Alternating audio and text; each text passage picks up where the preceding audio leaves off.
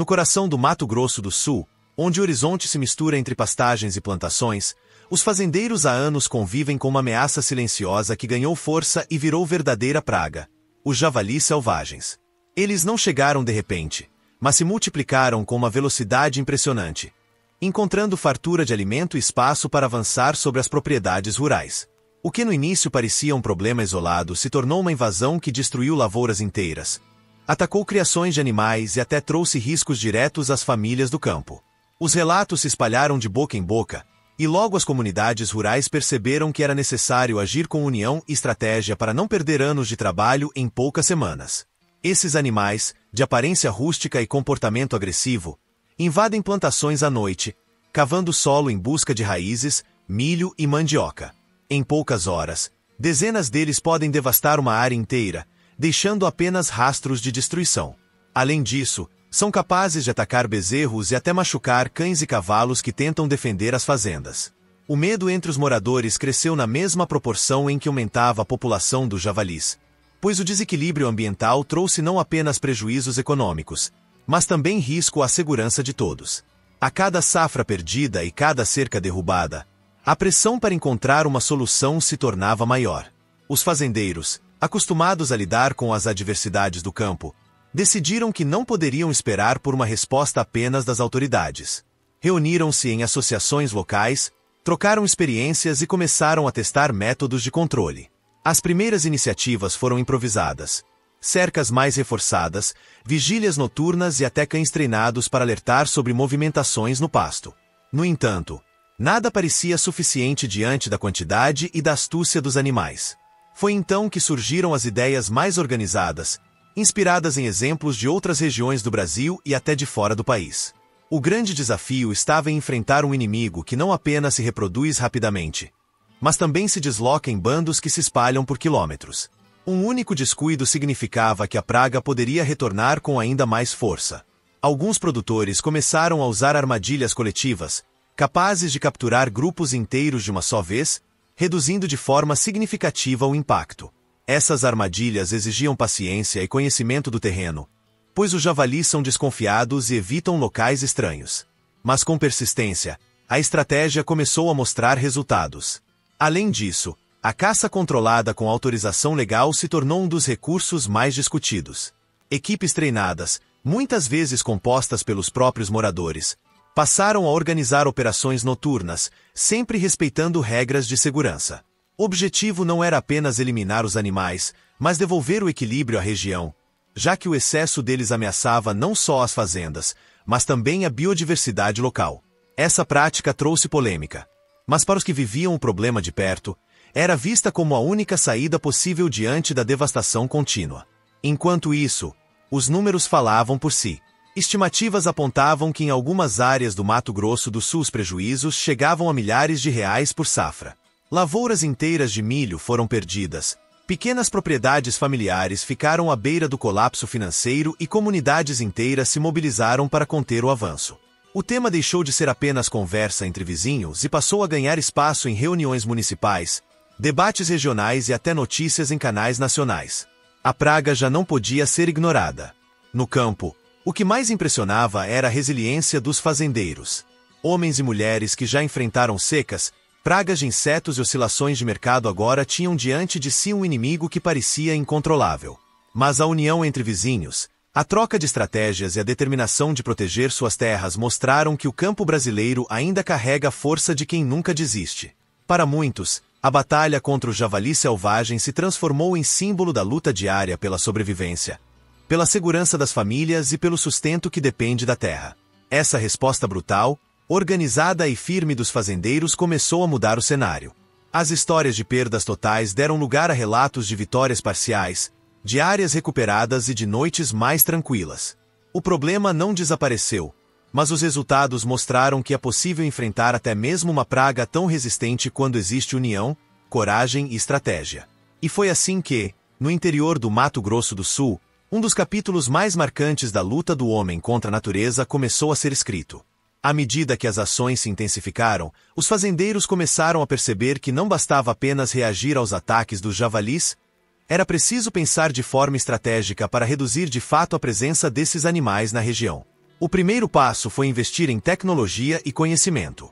Muitos passaram a instalar câmeras de monitoramento nas áreas de maior risco, permitindo identificar os horários em que os bandos costumavam invadir as plantações.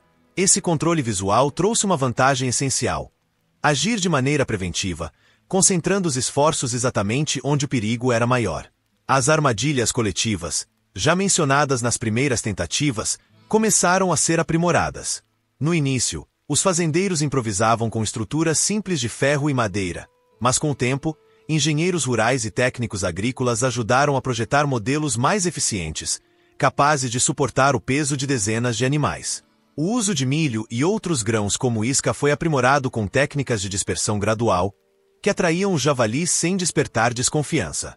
Em poucos meses, várias propriedades relataram capturas em massa, reduzindo drasticamente os ataques noturnos. Outro ponto fundamental foi o fortalecimento das parcerias entre fazendeiros e caçadores autorizados.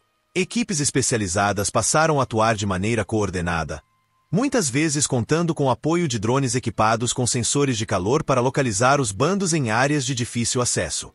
Essas operações noturnas exigiam disciplina e respeito às normas legais, mas mostraram que a união entre tecnologia e experiência podia transformar o combate em algo realmente eficiente. Os cães de caça também tiveram um papel importante. Algumas raças, treinadas para rastrear e cercar os animais, passaram a ser utilizadas como parte das operações. Embora não enfrentassem diretamente os javalis, o risco de ferimentos é grande. Eles funcionavam como aliados indispensáveis para guiar as equipes até o coração da matilha. Com latidos precisos e resistência em longas jornadas, os cães se tornaram parte da rotina dos fazendeiros, lembrando que o vínculo entre homem e animal pode ser decisivo até nas batalhas mais difíceis. Enquanto isso, universidades e centros de pesquisa do Mato Grosso do Sul começaram a se interessar pelo problema. Projetos acadêmicos passaram a estudar o comportamento dos javalis, sua reprodução acelerada e a forma como se adaptavam ao ambiente. Descobriu-se, por exemplo, que uma única fêmea pode gerar ninhadas numerosas 2 vezes por ano, o que explica a explosão populacional em tão pouco tempo. Com esses dados, os produtores tiveram a certeza de que o controle precisaria ser contínuo e de longo prazo, e não apenas uma ação emergencial. No meio desse processo, também surgiram debates sobre o impacto ambiental. Alguns especialistas lembraram que o desequilíbrio não afeta apenas as plantações, mas também a fauna nativa. O javali compete por alimento com animais silvestres, destrói ninhos, contamina nascentes e pode até transmitir doenças para o gado e para outros animais domésticos. Esse alerta reforçou ainda mais a urgência das medidas, transformando a questão em um problema não só econômico, mas também ambiental e de saúde pública. Apesar das dificuldades, o clima de esperança crescia. As primeiras propriedades a mostrar resultados positivos serviram de inspiração para outras. Histórias de lavouras recuperadas circularam em grupos de mensagens, reuniões de sindicato e encontros de produtores. A sensação de impotência que dominava no início foi sendo substituída por uma confiança cautelosa. Era prova de que, quando a comunidade rural se une e coloca em prática estratégias bem planejadas, até mesmo uma praga que parecia impossível de deter pode começar a perder força. E foi nesse cenário de adaptação constante, testes, erros e acertos, que os fazendeiros do Mato Grosso do Sul mostraram ao Brasil inteiro como a persistência pode transformar a realidade no campo. Cada captura, cada noite em que os animais deixavam de invadir, representava não apenas alívio econômico, mas também uma vitória moral de quem luta diariamente para proteger a terra, o sustento e a dignidade. Com o avanço das ações coordenadas, a resposta dos fazendeiros começou a ser reconhecida não apenas nas comunidades locais, mas também em cidades vizinhas e até em outras regiões do Brasil. O que antes era visto como um problema isolado no Mato Grosso do Sul passou a servir de exemplo para estados que também enfrentavam a presença de javalis selvagens. Produtores do interior de São Paulo, de Minas Gerais e do Paraná buscavam informações sobre como aplicar as mesmas estratégias, interessados em replicar os resultados que já começavam a aparecer nas fazendas sul-mato-grossenses. A mobilização se transformou em um movimento coletivo, quase como uma força-tarefa rural. Associações de produtores criaram grupos de comunicação para compartilhar dados sobre avistamentos de bandos, horários de movimentação e locais de risco. Essa rede de informações ajudou a mapear o avanço dos animais e tornou o combate mais ágil e eficiente. Fazendeiros que antes trabalhavam sozinhos, lidando com perdas silenciosas, agora se viam apoiados por uma comunidade inteira determinada a enfrentar a praga. Ao mesmo tempo, as autoridades estaduais começaram a acompanhar com mais atenção. Embora houvesse resistência inicial por parte de alguns setores que consideravam as medidas radicais, a pressão dos números e das evidências tornou impossível ignorar a gravidade da situação. Relatórios oficiais mostravam que, onde a mobilização foi mais intensa, os prejuízos diminuíram significativamente. Isso abriu espaço para parcerias entre produtores, órgãos ambientais e forças de segurança, criando operações conjuntas com autorização legal e monitoramento constante. No campo, os relatos se multiplicavam. Famílias que haviam perdido quase toda a plantação de milho em uma safra agora conseguiam colher com tranquilidade. Pequenos criadores que viram bezerros atacados pelas manadas voltaram a dormir sem medo. O impacto emocional era tão forte quanto o econômico. Muitos produtores descreviam a sensação de reconquistar suas terras, como se estivessem retomando não apenas o controle da fazenda, mas também a dignidade de quem trabalha duro e não aceita ser vencido por uma ameaça que parecia sem solução. Um fator curioso foi a transformação cultural que essa batalha trouxe. O enfrentamento aos javalis passou a fazer parte do cotidiano rural, gerando histórias compartilhadas em rodas de conversa, encontros de sindicato e reuniões de família. Os caçadores locais ganharam respeito e até status de heróis, sendo vistos como defensores da comunidade. As crianças, que antes ouviam os adultos falando do medo das invasões noturnas, agora cresciam com exemplos de coragem e união, entendendo que a vida no campo exige muito mais do que trabalho. Exige vigilância e espírito coletivo. Além do controle prático, os fazendeiros começaram a pensar em soluções preventivas para o futuro. Alguns investiram em cercas elétricas de maior alcance, outros em tecnologias de monitoramento com drones mais sofisticados, e houve até quem buscasse alternativas de manejo que pudessem reduzir a atração dos animais. A ideia não era apenas reagir, mas criar um sistema permanente de defesa, garantindo que o equilíbrio conquistado não se perdesse com o tempo. O resultado de todo esse esforço já podia ser visto em números. Embora a praga não tivesse desaparecido completamente, a redução era perceptível.